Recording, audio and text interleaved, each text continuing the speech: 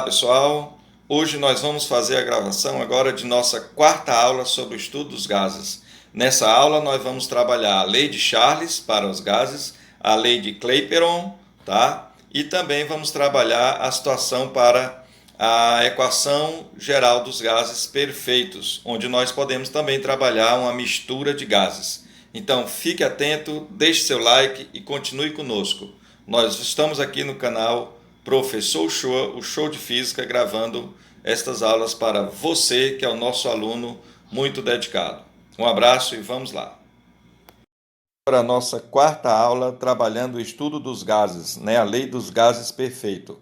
Na terceira aula, nós vimos a lei de Boyle e de Charles, e agora na quarta aula, vamos trabalhar a lei de Charles novamente, porque a segunda lei foi trabalhada com Charles e Gay-Lussac. E agora vamos ver a lei de Charles somente.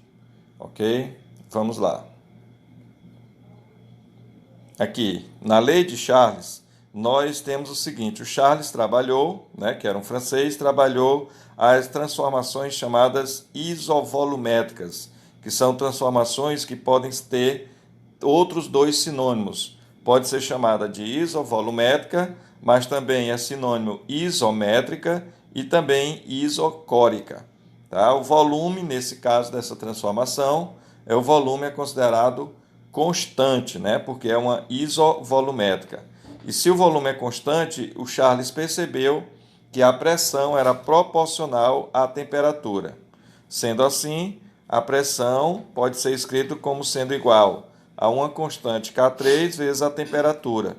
E essa constante K3 vai depender da massa do gás, do volume do gás e também da natureza do gás. Com isso, nós podemos dizer que a razão pressão sobre temperatura é constante, Aí eu posso escrever que a razão entre a pressão 1 e a temperatura 1 em um certo momento é igual à pressão 2 sobre a temperatura 2 em outro momento do mesmo gás. Observe na figura à direita. Nesta figura, nós constatamos que o volume do gás não vai mudar, mas você percebe na situação 1 que o primeiro bico de Bunsen está representando uma certa temperatura para o gás e ele tem uma pressão representada por esse pequeno bloquinho aí. Na segunda situação, se eu aumentar a temperatura, digamos, coloco mais um bico de Bunsen, o que acontece? Se eu aqueço mais, eu vou perceber que preciso de mais um bloquinho para que o gás não se expanda, e faça esse êmbolo se movimentar. Resultado, para o volume ser mantido constante, aumentando a temperatura, nós temos que aumentar a pressão, ou seja, a pressão do gás também aumenta, ok? Graficamente, a lei de Charles pode ser observada no gráfico que relaciona pressão e temperatura, onde a reta também será uma retinha inclinada crescente.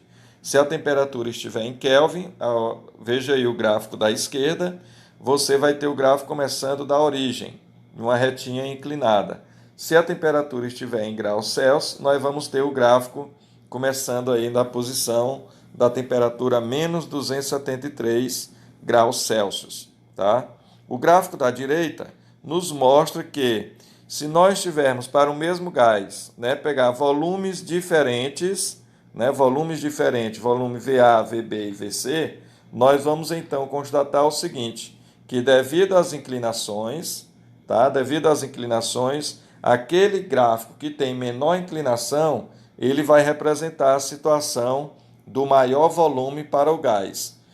Então, nós podemos dizer que se a inclinação do A é menor do que a inclinação do B e, consequentemente, do C, então o volume para o A é maior do que o volume de B, que é maior do que o volume na situação C. Tá ok? Bem, a equação de Clapeyron. Esta equação diz o seguinte, que você percebeu que lá, de acordo com as leis, nós temos pressão, volume e temperatura se relacionando. A pressão é diretamente proporcional à temperatura e inversamente proporcional ao volume. Então, nós podemos escrever aqui como está na esquerda. Dizer que a pressão é igual a uma constante vezes a massa do gás vezes a temperatura dividido pelo volume. Mas essa constante ela pode ser calculada como? Essa constante ela pode ser calculada dividindo o R, que é a constante universal dos gases perfeito, dividido pelo M maiúsculo, que é a massa molar do gás. Com isso, pegando esse valor dessa constante e substituindo na equação, vamos ter que a pressão P será igual a R sobre M, multiplicado por Mzinho vezes a temperatura sobre V. Daí nós tiramos que o produto pressão vezes volume é igual a razão Mzinho, que é a massa do gás, por Mzão, que é a massa molar, multiplicado pelo R, que é a constante universal dos gases, multiplicado pela temperatura, ok? Daí nós tiramos então a equação de Clapeyron, ou de Clapeyron. Essa equação diz que o produto pressão-volume do gás é igual a N, né, que é o número de mols, multiplicado por R e por T. Então, PV é igual a nRT. Agora, veja só, qual o valor dessa constante R? Vamos então analisar nessa figura da direita. Vamos imaginar as condições normais de temperatura e pressão. Quais são as condições? A temperatura é 0 graus Celsius, a pressão é 1 atm, o número de mols do gás, vamos dizer que seja 1 mol, e o volume molar do gás é 22,4 litros. Tá? Substituindo então no valor de R, isolando o R, perceba que o R ele pode ser calculado como sendo o produto PV sobre NT, né? PV sobre NT. Daí nós tiramos que R será igual, quem é a pressão? É 1 atm. Quem é o volume? 22,4 litros. Quem é o N? O N é igual a 1 mol. E qual é a temperatura? É 0 graus Celsius, mas nós vamos botar em 273 Kelvin, certo? Com isso, nós constatamos que o valor vai dar 0,082 atm litro por mol Kelvin. Esse é o valor do valor de R, que é a constante universal dos gases, para essas unidades de medida. Mas nós podemos também trabalhar em joule, né? Se nós quisermos substituir os valores, vamos ver aí como você vê aí embaixo, que R também é igual a 8,31 joule por mol Kelvin, ou então, se eu substituir, né, dividindo por 4, nós vamos ter aproximadamente um valor para o R de 2 calorias por mol Kelvin. Ok? Então, isso aí foi tirado da equação de Clapeyron. Certo?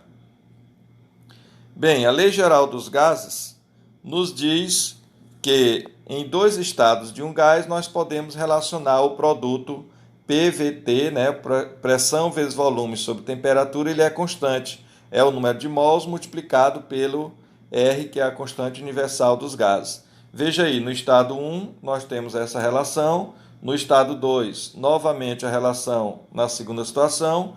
Então, como o lado direito das duas equações são iguais, eu posso igualá-los. Aí eu vou ter a relação dizendo que P1V1 sobre T1 é igual a P2V2 sobre T2. Então, aí nós temos a Lei Geral dos Gases Perfeitos.